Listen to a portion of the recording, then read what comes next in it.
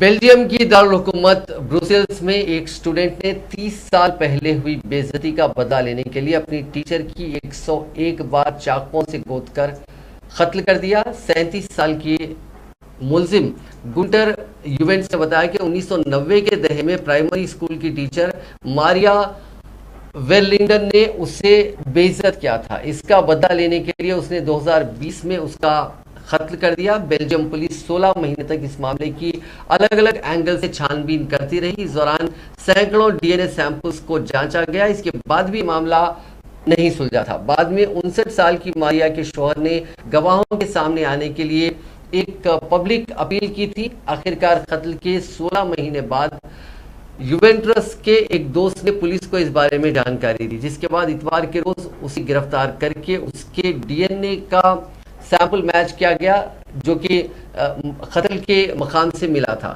इसके बाद सारे मामले का पर्दा उठा। जिस वक्त टीचर का कत्ल किया गया था तब उनके पास ही नकदी भरा पर्स रखा हुआ था, लेकिन मुलजिम ने उसे छुआ तक नहीं। इससे यह साफ हो गया कि कत्ल का मकसद डकैती तो बिल्कुल नहीं था। गिरफ्तारी के बाद यूवेंट्रस ने तफसील से इस वाक़े के बारे में पुलिस को जानकारी दी, जिसके बाद इस मामले की सारी परतें खुलती गई।